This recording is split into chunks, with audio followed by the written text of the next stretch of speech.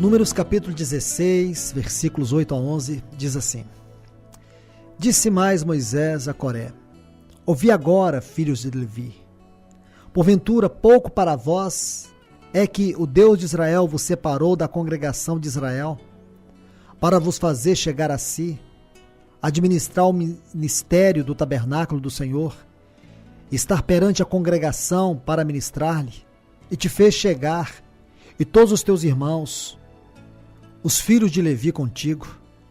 Ainda também procurais o sacerdócio, pelo que tu e toda a tua congregação, congregados, estais contra o Senhor. E Arão, que é ele, que murmurais contra ele? Bem, meus amados, nós vamos continuar estudando sobre esse assunto. Aqui nós vemos pessoas aspirando poder.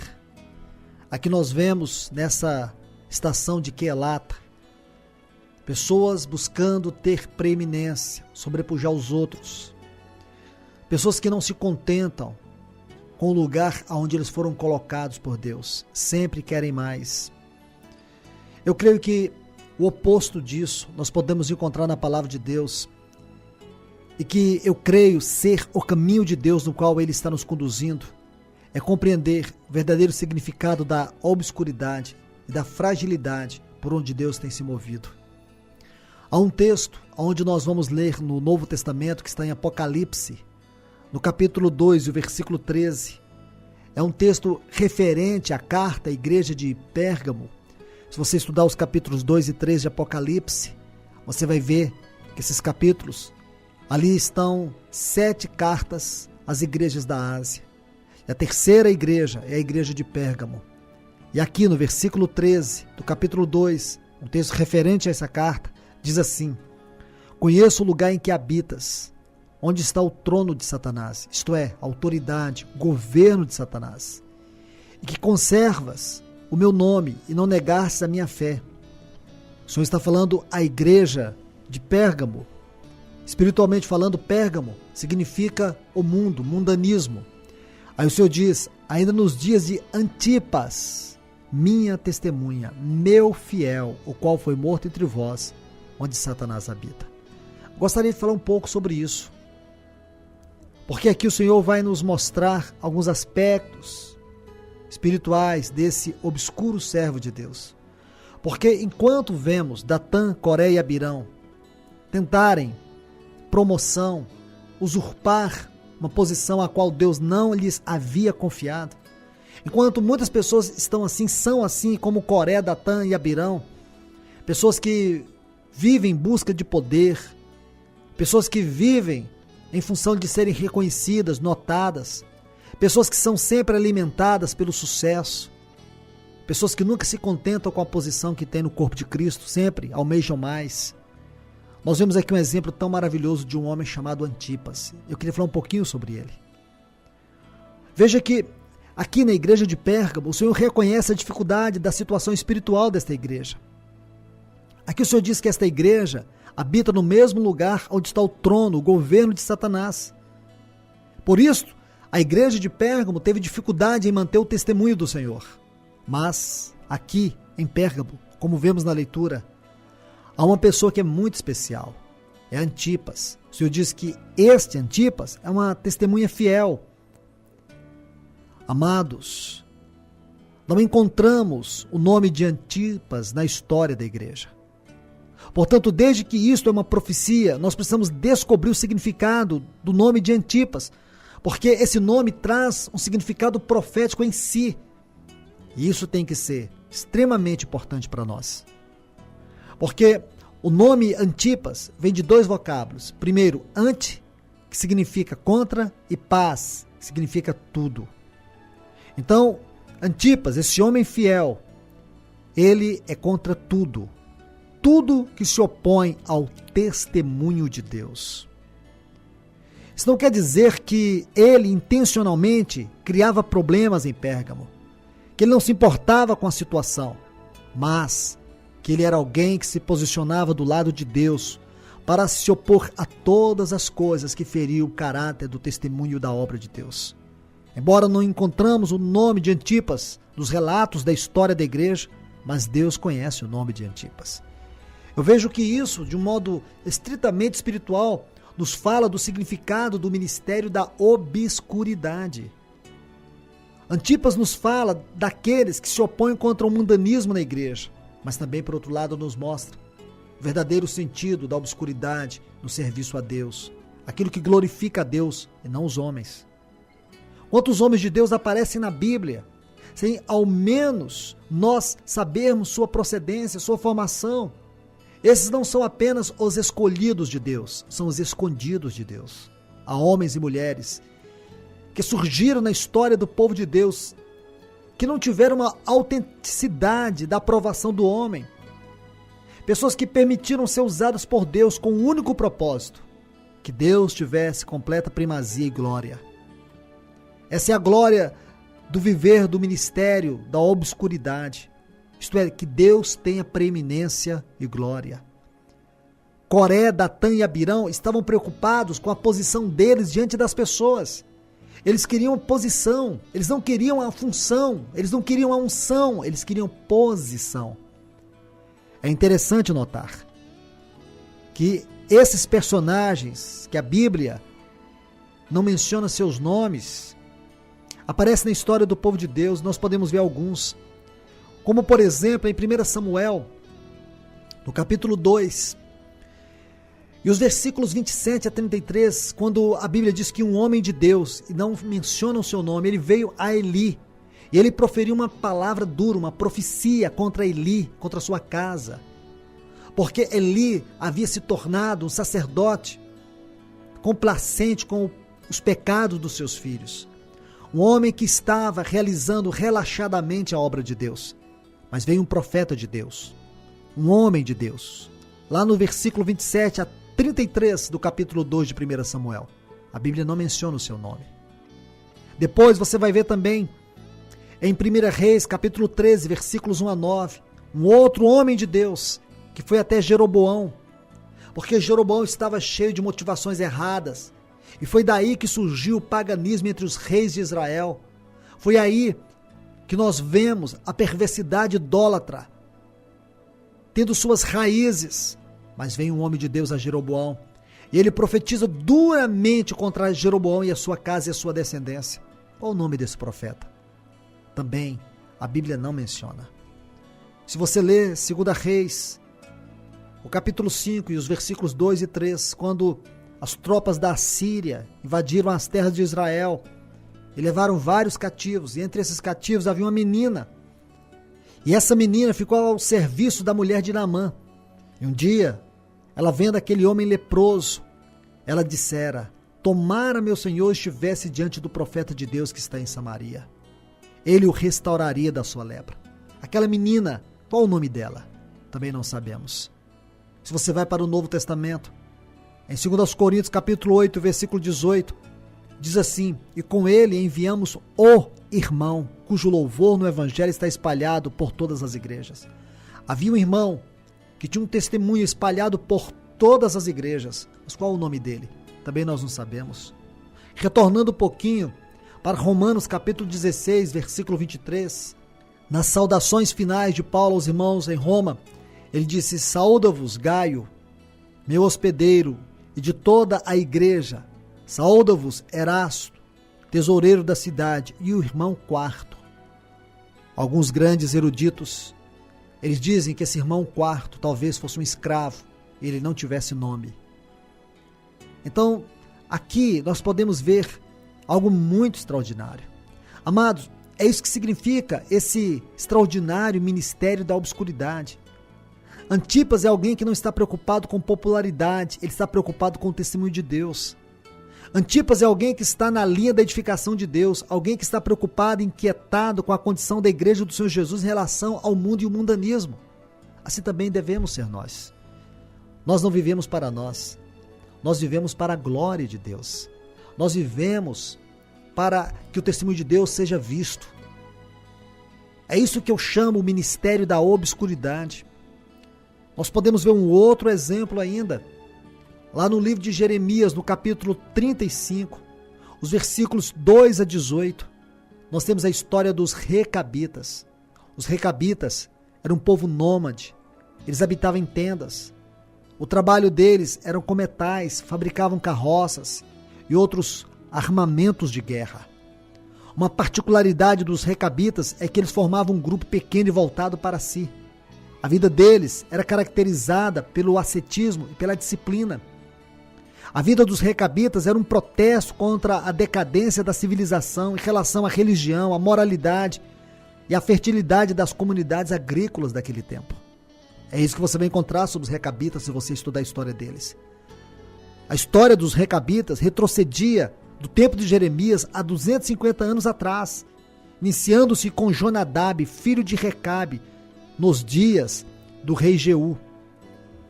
E eles eram conhecidos pela vida disciplinada e pela firme obediência ao mandamento dado por seus ancestrais.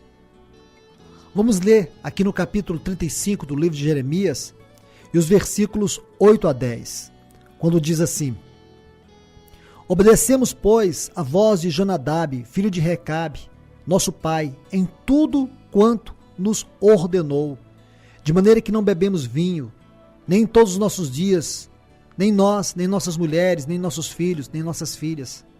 Nem edificamos casa para nossa habitação, não temos vinha, nem campo, nem semente. Mas habitamos em tendas e assim obedecemos e tudo fizemos segundo nos ordenou nosso Pai. Interessante isso. Aqui nós temos que aprender duas lições. Em meio àquela crise espiritual que Jerusalém estava vivendo, havia entre eles um povo que não vivia de acordo com os padrões das massas.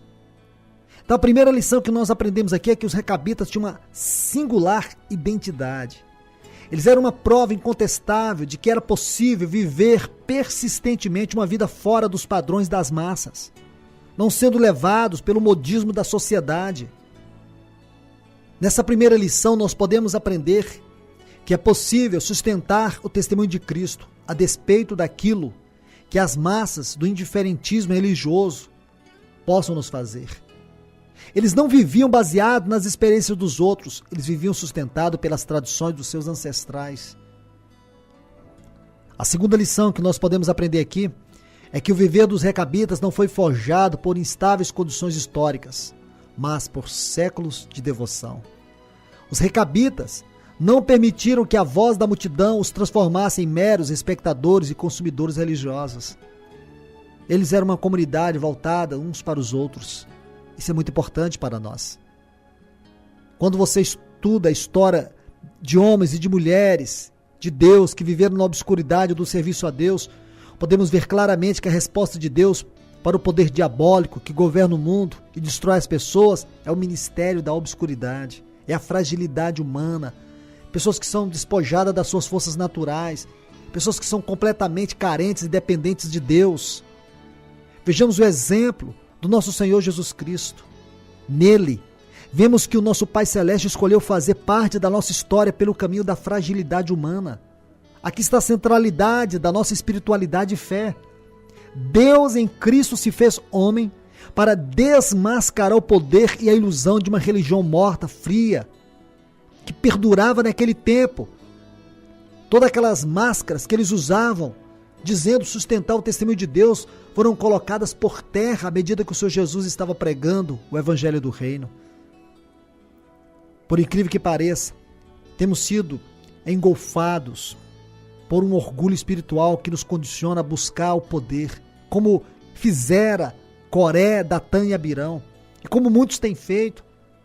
Amados, temos que lembrar que o poder mais insidioso e ofensivo que existiu e existe na história da humanidade é o poder usado em nome de Deus. O Senhor Jesus, quando se fez carne, manifestou em fraqueza humana a essência desse poder divino encarnado. Veja lá no capítulo 14 e o versículo 8 do Evangelho de João, e também o versículo 9, quando Filipe perguntou para ele: Senhor, mostra-nos o Pai, isso nos basta. Aí no versículo 9, o Senhor Jesus disse a Filipe: há quanto tempo estou convosco e não me tens conhecido? Quem me vê a mim, vê o Pai. Veja isso. Na humanidade de Cristo estava plena e absolutamente a mais sublime manifestação da divindade de Deus. Paulo, escrevendo aos irmãos em Colossos, no capítulo 2, o versículo 9 da sua epístola, ele disse assim: porquanto nele habita corporalmente toda a plenitude da divindade. A grande lição que temos que aprender com esses dois textos é que a Bíblia, em primeira instância, nos convida primeiramente a crer em Cristo antes de crer para a salvação. A principal mensagem da Bíblia é de um encontro com a pessoa bendita de Cristo Jesus. Meus amados, a fragilidade da vida humana do Senhor Jesus nos abre o caminho para o coração de Deus. Nosso mundo é governado pelos perversos poderes diabólicos que visam nos dividir, nos destruir. Mas, através desse ministério da obscuridade, aquilo que Paulo chama em 1 Timóteo 3,16, o mistério da piedade, o Senhor Jesus, em sua fragilidade humana, confrontou e venceu todos os poderes do inferno. Hoje nós somos confrontados com esse mistério da piedade. Como podemos sustentar o testemunho da vida da igreja do Senhor Jesus, saturado dessa fragilidade? Como nós podemos vencer os poderes das trevas em nossa própria fragilidade? Porque hoje, esse tipo de evangelho de prosperidade tem ensinado para as pessoas algo completamente o contrário ao caráter do evangelho que Jesus e os apóstolos viveram e pregaram. Nós precisamos extrair algumas lições, pois só assim poderemos ter resposta para essas questões. Primeiro, temos que olhar para a fragilidade, não como fragilidade mundana, que permite que sejamos dominados pelo sistema que opera no mundo. Esse sistema que nos manipula, mas completamente dependente de Deus. O reino dos céus, prometido pelo Senhor Jesus em Mateus 5, é para os humildes de espírito. A segunda lição é que essa teologia da fragilidade nos revela a indignação de Deus quando olha para o homem e vê que o homem busca o poder para poder sobrepujar os outros.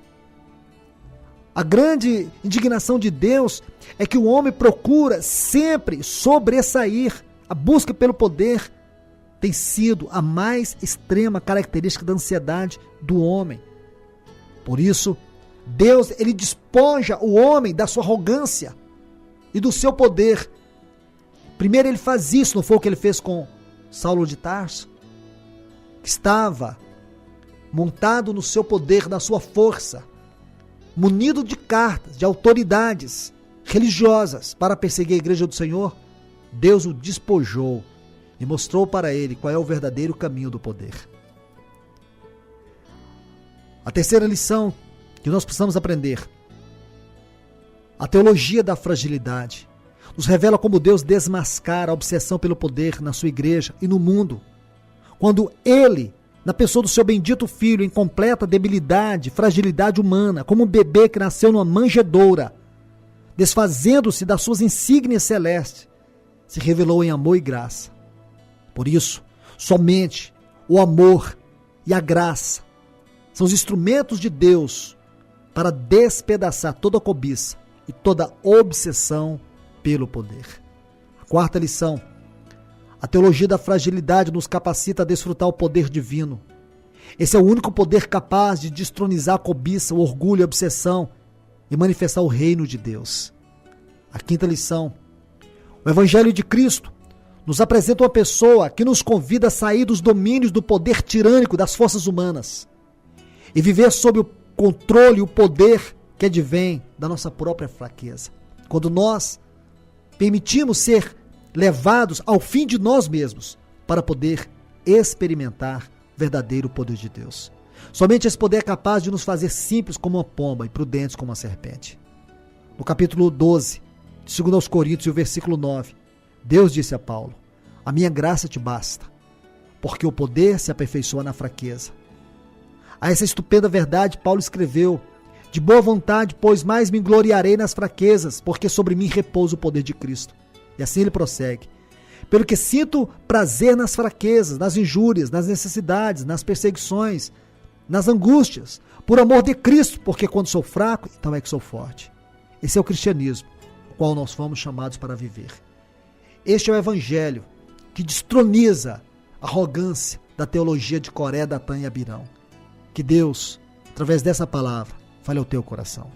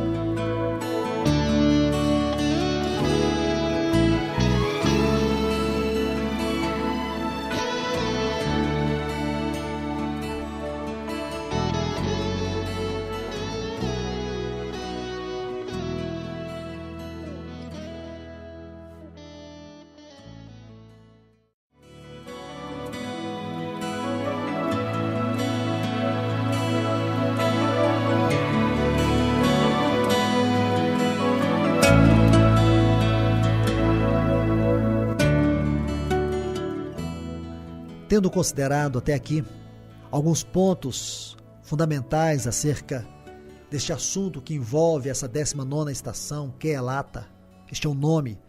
Já estudamos que esse nome, Keelata, em hebraico, significa assembleia. E quando você estuda a etimologia dessa palavra, do hebraico para o grego, nós vamos chegar à palavra eclesia, de onde advém a palavra igreja. E é daí que nós temos essa realidade que nós temos estudado nesses dias. Uma eclesia em crise, uma assembleia em crise, uma crise espiritual no meio da assembleia do povo de Deus. E aqui no contexto da nossa estação, dessa estação que estamos estudando, que está lá em Números capítulo 16, temos visto quando Coré, Datã e Abirão, Coré da tribo de Levi, Datã e Abirão, da tribo de Ruben, homens preeminentes, homens que tinham encargo da obra no serviço no tabernáculo, chegaram até Moisés reivindicando mais. Aqui nós vemos um espírito de ambição, uma compulsão excessiva pelo poder. Isso é muito perigoso na obra de Deus. E considerando ainda este capítulo 16 do livro de Números, lá no versículo 10, Moisés diz assim para esses homens: procurais o sacerdócio. Porque na verdade o sacerdócio era algo pertinente à tribo de Levi, mas essencialmente a casa de Arão. Somente da casa de Arão poderia sair os sacerdotes. Os levitas, aqueles que se ocupariam com o serviço do tabernáculo, esses jamais poderiam servir no sacerdócio. Mas da casa de Arão, sim. Esses homens não estão compreendendo nada, até que eles não entenderam nada. Nós precisamos ir a fundo nesse assunto, para que nós possamos entender verdadeiramente o quanto isso se aplica à nossa vida cristã hoje, à edificação da igreja. Quantas crises e confusões têm ocorrido no meio do povo de Deus por falta de atentar aos princípios espirituais. A ambição é uma coisa muito séria. A ambição é como a morte, nunca se farta. A ambição é a miséria enfeitada. É o veneno secreto, é a praga oculta, executora de engano. A ambição é a mãe da hipocrisia, é a progenitora da inveja. O primeiro dos defeitos, a ambição, ela ofende a santidade, ela cega os corações, ela transforma medicamentos em doenças e remédios em males. Ainda quero dizer que a ambição nada mais é do que a avareza sobre as pernas de pau. Nós precisamos ser cuidadosos concernente a isso, a ambição. É justamente isso que nós vamos ver no coração de Coré, de Datã, de Abirão. Veja que as palavras que Moisés fala aqui para Coré: procurais o sacerdócio, revela a natureza do problema. Sabemos que a intenção perfeita de Deus era que todo o seu povo fosse um sacerdócio. Ele queria uma nação de sacerdotes. Olhe lá para Êxodo, capítulo 19, versículo 6, quando Deus diz: vós me sereis reino de sacerdotes, nação santa. São essas palavras que o Senhor diz para o seu povo. Mas no capítulo 32 do livro de Êxodo, temos aquele episódio do bezerro de ouro, onde toda a nação de Israel cometeu um grave pecado, quando Moisés demorou no Monte Sinai. E aí Arão fez um bezerro de ouro e o povo o adorou, com exceção da tribo de Levi.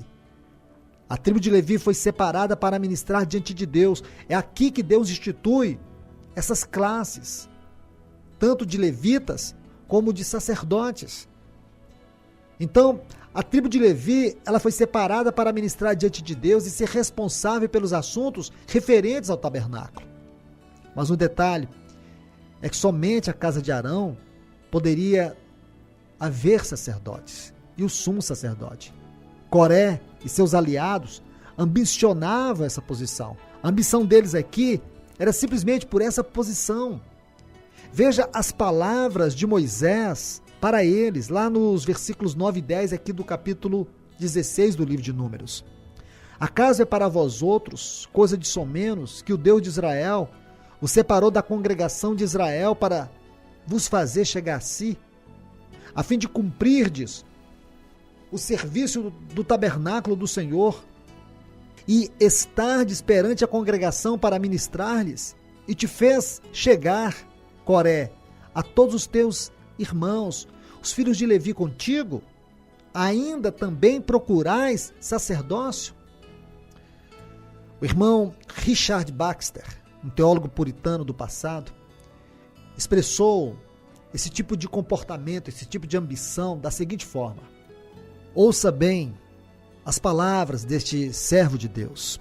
Vigiai para que, movidos pela pretensa diligência ao vosso chamado, não vos torneis carnais e excessivamente cuidadosos de vossas ambições do sucesso mundano. Essas são as palavras de um irmão piedoso, Richard Baxter. É com grande apreensão que eu abordo este assunto. Não há como discorrer sobre a ambição no ministério sem dar a impressão de estar julgando os outros. E quando eu falo isso, meus amados, eu coloco essa carapuça na minha própria cabeça. Porque, afinal, quem sou eu para conhecer os pensamentos e intenções que moram no coração das outras pessoas? As motivações internas que nos dirigem formam uma confusa teia em que entram tanto a sinceridade quanto a preocupação egoísta, a nobreza de caráter, como também o narcisismo. E todos nós poderemos incorrer nesses erros. Estamos, portanto, em uma luta de foice no escuro, onde qualquer momento podemos ser alvejados por pensamentos perigosos, motivações perigosas, por mais que tenha o disfarce da simploriedade. Todos nós estamos vivendo um momento crítico da nossa vida com relação ao ministério e à obra, porque passamos por muitas experiências. Precisamos ser vigilantes, diligentes, cuidadosos, para que nós não venhamos incorrer nos mesmos erros de Coré, Datã e Abirão. Veja que Arão não estava no sacerdócio porque quisera. Foi Deus quem instituiu o sacerdócio araônico. Esse assunto é sério. Você se lembra quando o rei Uzias, lá em 2 Crônicas, capítulo 26, versículos 17 a 21, ele ofereceu sacrifícios sacerdotais. Aí você vê o sacerdote Azarias com 80 sacerdotes. Eles vieram até o rei Uzias. Por causa desse ato, eles vieram resistir ao rei Uzias, porque oferecer sacrifício, acender o incenso, não era uma prática dos reis, e sim dos sacerdotes. E aí nós vemos que Azarias repreende Uzias, dizendo para ele que não competia a ele queimar incenso perante o Senhor, mas aos sacerdotes, filhos de Arão, porque foram consagrados para esse ministério. Aí ele diz: você transgrediu o santuário do Senhor. Ele não estava honrando a Deus com isso. E sabe qual foi a consequência? A consequência é que Uzias foi ferido de lepra e ele morreu leproso. Podemos ainda retornar ao livro de Levítico, no capítulo 10, os versículos 1 e 2, onde vemos os filhos de Arão, Nadab e Abiú, quando eles trouxeram fogo estranho perante a face do Senhor. E você sabe o que foi que lhes ocorreu? Saiu fogo diante do Senhor e os consumiu, e eles morreram ali, perante o Senhor. Amados, servir na obra de Deus é algo muito sério. Em Hebreus capítulo 5, versículo 4, diz: ninguém, pois, toma esta honra para si mesmo, senão quando chamado por Deus, como aconteceu com Arão. Você pode se dar conta da seriedade de tudo isso? Veja o quanto esse assunto é delicado. Não podemos ir além da onde Deus nos colocou. Voltando para Números, capítulo 16, olha o versículo 11. Veja o que diz. Moisés falando a eles: pelo que tu e todo o teu grupo juntos estáis contra o Senhor. Olhe esta palavra, juntos. Na versão brasileira de João Ferreira de Almeida, esse texto está assim: portanto, tu e toda a tua companhia sois os que vos sublevastes contra Jeová. A palavra sublevastes significa rebelião em massa ou mesmo individual. Eles não sabiam, mas era contra Deus que eles estavam rebelando. Veja a atitude hostil desses homens quando Moisés mandou chamá-los. Veja a que ponto eles chegaram. Diz o texto assim no versículo 12, aqui de Números capítulo 16. Mandou Moisés chamar Datã e Abirão, filhos de Eliabe. Porém eles disseram: não subiremos. Ainda, olha o versículo 13. Será que não basta você ter tirado de uma terra boa e rica, a fim de nos fazer morrer neste deserto? E além disso ainda quer mandar em nós? Amados, toda a revolta deles consistiu no fato de Deus fazê-los agora voltar. Se você estudar essas jornadas, como temos feito até aqui, você vai perceber que aqui agora, lá na 15ª, quando eles desobedeceram o Senhor, quando eles não quiseram entrar, quando os espias foram enviados e voltaram, 10 desses espias voltaram com uma mensagem completamente negativa. O povo insistiu em não ir. Por causa dessa atitude, Deus havia rejeitado esta geração. Então nós sabemos que aqui agora em Quelata é a primeira estação da volta, que agora eles vão peregrinar 38 anos. É assim que você tem que ler a história, é assim que você tem que entender. Então agora, revoltados por causa disso, agora estão voltando ali pelo Golfo de Acaba. Eles não mais iriam entrar na terra de Canaã. Eles não entendiam o caráter justo de Deus, não aceitaram a disciplina de Deus. E por isso, a maneira deles expressar a revolta de seus corações era tocar na autoridade de Deus, na vida daqueles a quem Deus havia delegado. Porque eles não podiam tocar na autoridade direta de Deus, mas eles tocaram na autoridade delegada de Deus. Precisamos entender alguns princípios sobre a disciplina divina. Por que que Deus nos disciplina? Meus amados, as correções ministradas por Deus são nossas instruções. As correções de Deus são açoites, nossas lições. Suas chicotadas são os nossos mestres. Precisamos entender, Deus não levaria-nos a passar pela disciplina de maneira tão forte se não fosse para eliminar a imundície e as manchas que tendem a permanecer dentro de nós. Quando Deus ama, Ele trata conosco, mas Ele nos aflige em amor. E sempre que o faz, cedo ou tarde, o propósito dele é ensinar a nós lições que serão proveitosas por toda a eternidade. Houve um irmão chamado François Finelor. Ele disse assim: Deus nunca fere, a não ser por amor, e nunca tira nada, a não ser para dar. Quando Deus trata com a nossa vida, quando Ele vem com propósito, até mesmo, às vezes, em destruir o nosso conforto, ele o faz com o único objetivo de destruir as corrupções que residem em nosso coração. Quando ele nos leva às privações, e muitas vezes ele permite que passemos, ele tem o objetivo de fazer morrer a devassidão que se encontra dentro de nós. Então ele faz isso. Muitas vezes ele nos leva em muitas situações com o propósito de destruir o orgulho que tende a nos dominar. Alguém disse uma certa feita que o cálice mais amargo com Cristo é melhor do que o cálice mais doce sem ele. A disciplina divina separa de nós aquilo que nos separa de Deus. E o maior castigo de Deus é ele não nos disciplinar, permitir que nós venhamos seguir em nossos próprios caminhos. Será que todos nós podemos entender por que Deus faz coisas que aparentemente não concordamos, mas que precisamos confiar? Isso é inevitável, é imprescindível. Nós precisamos confiar em suas mãos, nessas mãos furadas. Mesmo que o vento não esteja a favor, mesmo que tudo esteja contrário a nós, precisamos confiar nessas mãos que nos disciplina, porque Ele deseja fazer com que sejamos participantes da sua santidade. Esses homens, por não entender o propósito da disciplina, eles perderam a objetividade, se deixaram levar por sentimentos malignos. Veja o quanto isso é perigoso. Veja o que eles disseram: não basta você nos ter tirado de uma terra boa e rica, a fim de nos fazer morrer nesse deserto.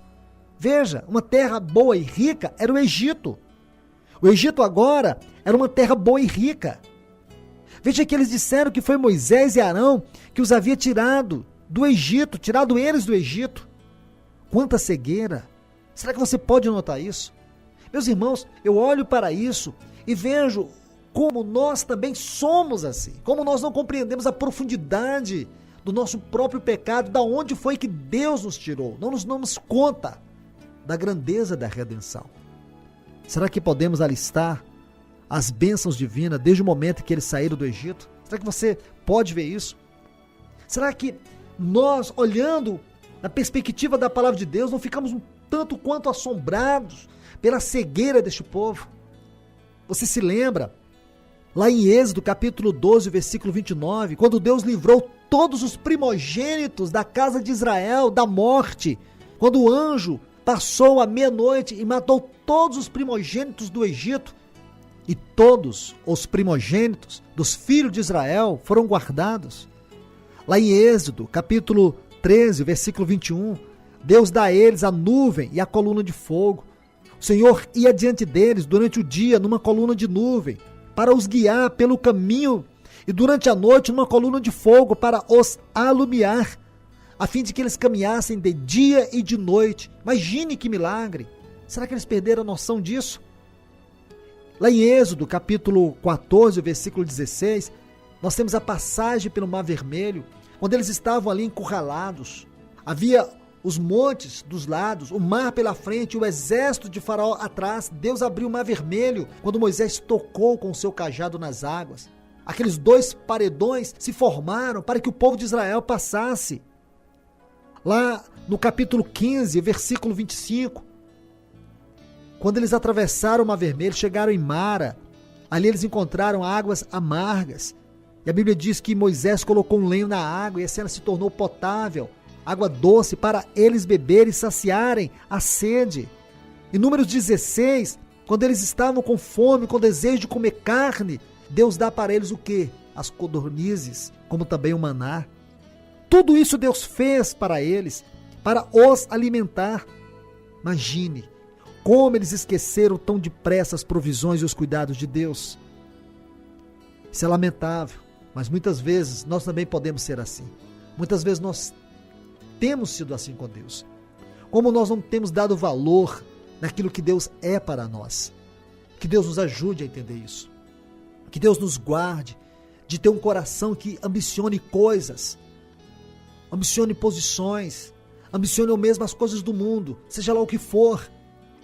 Amados, irmãos e irmãs, que o Espírito Santo venha constranger o nosso coração a desejar uma única coisa: Cristo Jesus.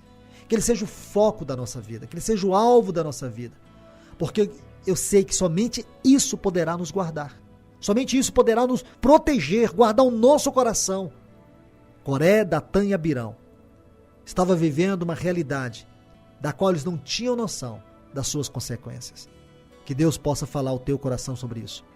Que Ele possa ministrar a você uma palavra de vida sobre este assunto, para te abençoar, para te guardar, para que o seu coração esteja sempre focado, voltado para Cristo Jesus.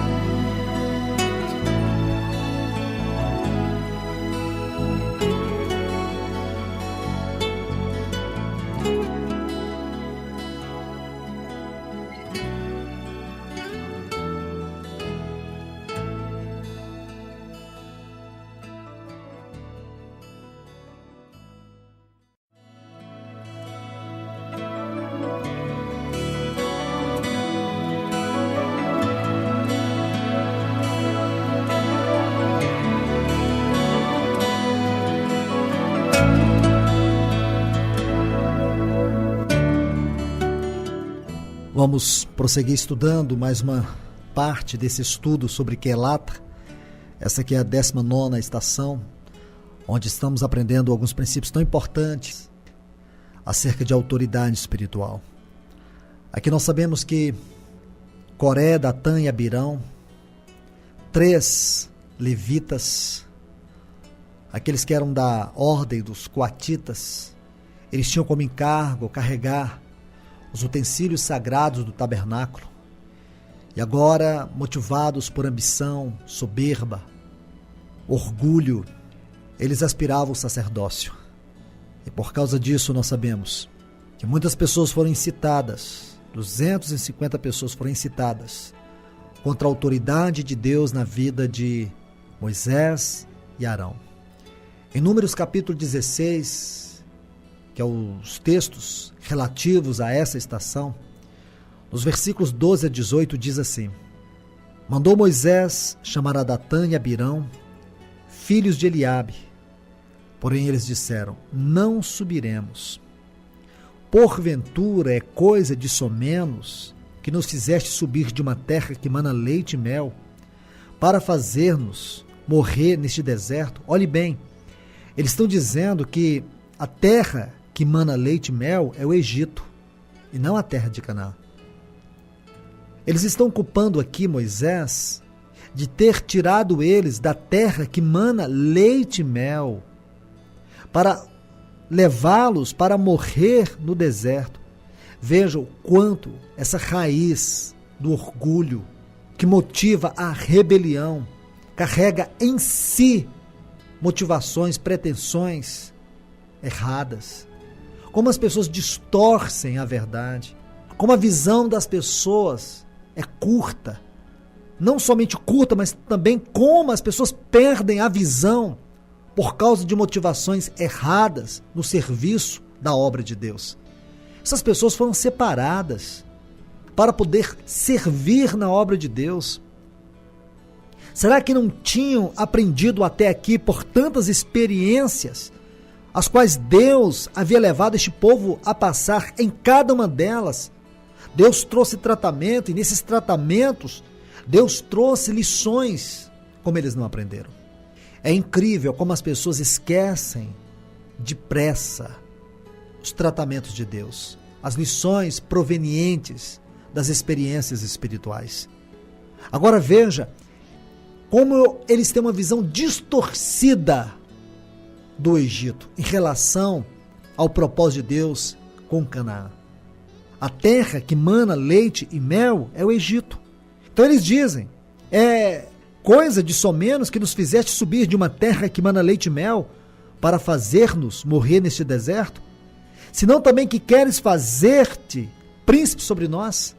Eles estão agora culpando Moisés de ter realizado esta tremenda conspiração e tirar o povo do Egito, onde eles viviam debaixo do jugo de Faraó, trabalhando como escravos.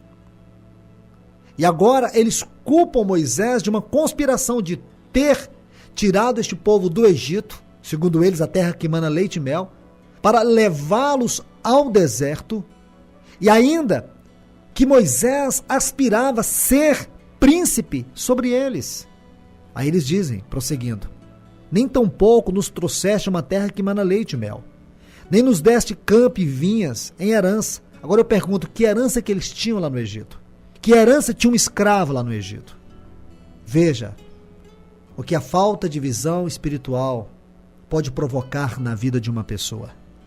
Como a verdade é distorcida, como as pessoas perdem o foco e ficam presas numa teia maligna e não percebem que estão tocando na autoridade de Deus, não percebem que estão afrontando a Deus. Nós sabemos que o nosso inimigo é astuto e ele age deliberadamente quando as pessoas não têm um alvo definido concernente à vontade de Deus, quando as pessoas vivem emaranhadas, em confusões. Nós precisamos ser cuidadosos. Vamos prosseguir. Aí eles dizem mais ainda, pensas que lançarás pó aos olhos desses homens? Pois não subiremos. Então Moisés irou-se muito e disse ao Senhor, não atentes para a sua oferta. Nenhum só jumento levei deles, e nenhum deles fiz mal. Disse mais Moisés a Coré, tu e todo o teu grupo, ponde-vos perante o Senhor, tu e eles, e Arão amanhã. Tomai cada um seu incensário, e neles ponde incenso. Trazei-o, cada um seu, perante o Senhor, 250 incensários. Também tu e Arão, cada qual o seu. Tomaram, pois, cada qual o seu incensário, neles puseram fogo, e sobre eles deitaram incenso, e se puseram perante a porta da tenda da congregação com Moisés e Arão. Veja que cenário. A queixa desses homens era porque eles haviam sido reprovados por Deus. Você sabe disso, você que está estudando essas jornadas. Lá desde Ritma, quando eles recusaram por causa da incredulidade, por causa daqueles 10 espias, eles recusaram entrar na terra. Por causa disso foram reprovados por Deus. E agora eles não iriam mais entrar na terra. Eles iriam caminhar nessa terra, como nós sabemos no final da história, 38 anos a mais, e iriam cair mortos, e uma nova geração iria possuir a terra. É isso que nós sabemos a história. Foi assim que aconteceu. Porque eles foram reprovados. Deus os rejeitou. Mas nós sabemos também que este povo, eles não conheciam os princípios da disciplina de Deus. Não conheciam o caráter de Deus. E toda essa revolta que aparentemente era contra Moisés e Arão, na verdade eles estavam protestando, era contra o próprio Deus. Toda a rebelião deles tinha um foco. Deus. Um grave problema que vemos nesse povo não era só a questão da murmuração, porque isso nós temos visto. Em várias dessas estações, nós vemos este povo murmurando. Se você for estudando essa jornada, você vai ver justamente isso. Quando não murmuravam por causa da água, eles murmuravam por causa da comida.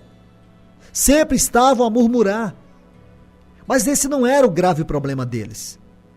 Eles tinham um outro problema muito pior, que era um coração que nunca se arrependia.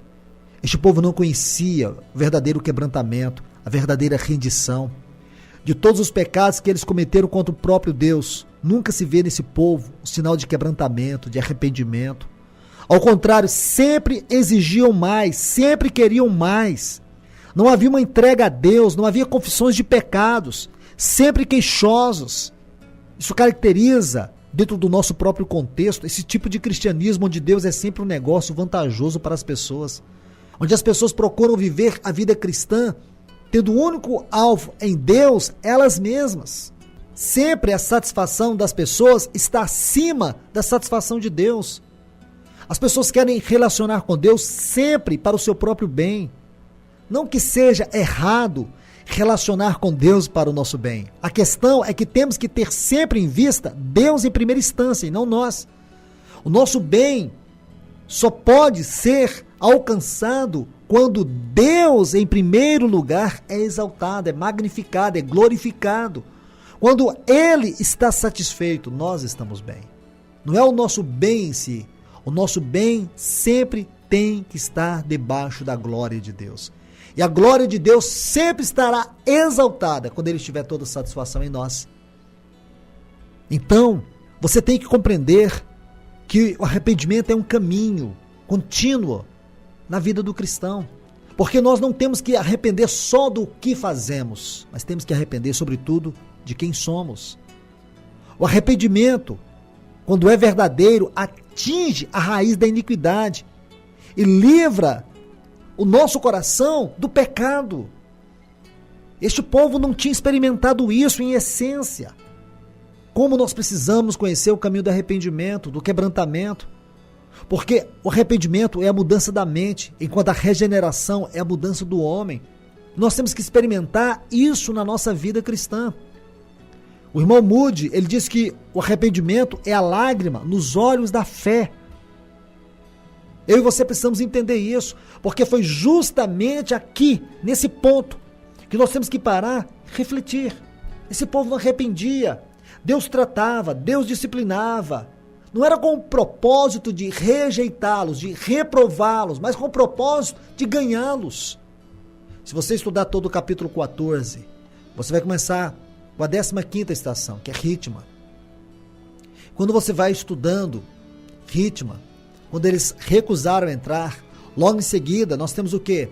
Rimon Pérez, aonde eles tentaram ir pela própria força deles. Moisés disse para eles não ir, que Deus não iria com eles.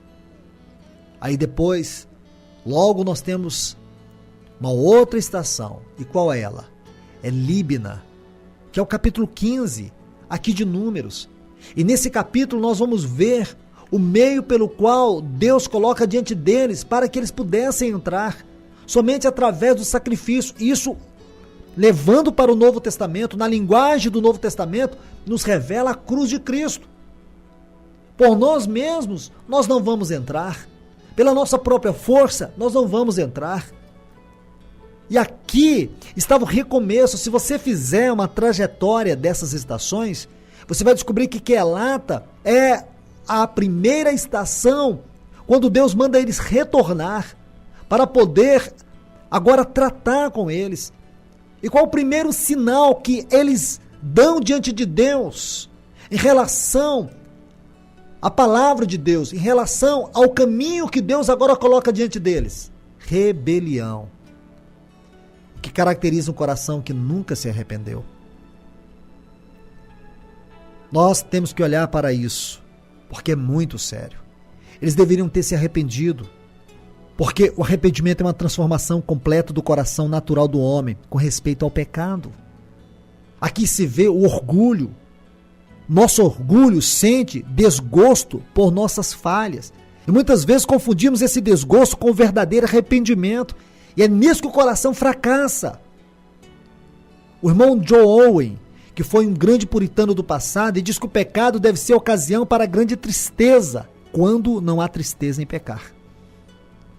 O cristão que parou de arrepender, ele parou de crescer. Nós não podemos esquecer que o arrependimento é o único portão pelo qual o evangelho é recebido. É aqui que o evangelho entra. Nós temos que entender a grande conexão que existe entre arrependimento e santidade. ao invés de se arrependerem, reconhecerem que ali Deus estava tratando com eles, Deus poderia muito bem, através desse caminho de arrependimento, conduzi-los de volta para Canaã, mas o que eles preferiram? Eles preferiram se revoltar contra Deus. Nós sabemos qual é o final dessa história, porque podemos olhar para tudo isso e aprender nessas lições, em cada uma dessas estações, porque o Espírito Santo colocou isso para nós. Mas Deus colocou para eles lá no capítulo 15, o meio para eles entrar, mas eles não quiseram. Quando vão para a primeira estação, após esse tratamento disciplinar de Deus, eles demonstram que rebelião. O arrependimento é o abandono do pecado, devido à convicção de que o pecado ofende a Deus. Então, aqui você vai ver que o arrependimento não é uma ideia, é uma ação. Na verdade, nunca se arrependeu do pecado aquele cujo coração ainda não se voltou contra todo o pecado, em toda a sua essência, em toda a sua força. Por isso, o arrependimento ele tem que começar na humilhação do coração. Nós temos que ver assim, porque é assim que a palavra de Deus nos diz, e esse é o caminho pelo qual Deus deseja nos conduzir. Nós precisamos compreender que o verdadeiro arrependimento consiste em ter o coração quebrantado por causa do pecado e também o desejo incessante de romper com o pecado e não querer persistir nele, que é o que nós vemos aqui entre Coré, Datã e Abirão, que eles não se arrependeram. Veja quantos pecados foram cometidos, pecados que ofendiam a glória de Deus, pecados que ofendiam a autoridade de Deus, pecados que ofendiam a santidade de Deus. Se você pegar todos os pecados que eles cometeram desde que saíram do Egito, você vai ver que sempre o pecado deles afrontava a glória de Deus, afrontava a santidade de Deus e afrontava o poder de Deus. E isso é muito sério. E eles nunca se arrependeram disso. Você tem que entender, meu irmão e minha irmã, a fé que recebe a Cristo precisa ser acompanhada pelo arrependimento que rejeita o pecado. A ideia de que Deus perdoará o rebelde, que não desistiu de sua rebelião, é contrária tanto à Escritura quanto ao bom senso. Deus trata duramente contra a rebelião. A Bíblia chega a dizer que a rebelião é como o pecado de feitiçaria. Então, meus irmãos e irmãs, que nós venhamos olhar para tudo isso e refletir sobre nós mesmos. Como nós precisamos aprender o verdadeiro caminho do arrependimento, para que Deus possa nos levar pelo seu caminho, pela sua vontade, pela sua verdade, para livrar-nos das consequências do nosso próprio pecado. Porque na história de Coré, Datã e Abirão, nós podemos ver a nossa própria vida diante de Deus e diante do nosso próprio coração. Como nós precisamos que o sangue de Cristo Jesus nos limpe da corrupção do pecado, do poder do pecado e da culpa do pecado. Porque nós não podemos permanecer ignorantes a tudo isso. Nós não temos o direito de ser ignorantes concernente a esse assunto. E veja que, por falta de arrependimento, veja que em cada oportunidade onde Deus tratou com o pecado, com as práticas pecaminosas desse povo, Ele deu para eles a oportunidade do arrependimento. Mas aqui nós vemos 3 homens de projeção proeminente entre o povo, com o encargo da obra, se levantarem e manifestarem um coração cheio de pretensões perversas. E creio que tudo isso sintetiza numa única palavra: arrependimento. Isto é, nunca houve arrependimento nesses corações. Eles nunca se quebrantaram diante de Deus em cada situação onde Deus permitiu que eles passassem, onde Deus permitiu eles até mesmo pecar, e mesmo assim, eles nunca demonstraram arrependimento diante de Deus. Aqui nós vemos uma afronta direta a Deus. O que nós iremos estudar ainda sobre este assunto, sobre essa estação, nós vamos ver o duro juízo de Deus contra o pecado de rebelião. O duro juízo de Deus quando essa rebelião, ela tem como propósito afrontar a autoridade de Deus. Isso é muito sério. Espero que Deus fale ao teu coração. Espero que você tenha sensibilidade para poder refletir sobre este assunto. E como é importante nós termos o coração arrependido diante de Deus. Que Ele venha te abençoar, que Ele venha ganhar o teu coração, que Ele venha se revelar poderosamente na tua vida. Que Ele fale a você, somente Ele possa falar ao teu coração e te conduzir na verdade que é Cristo.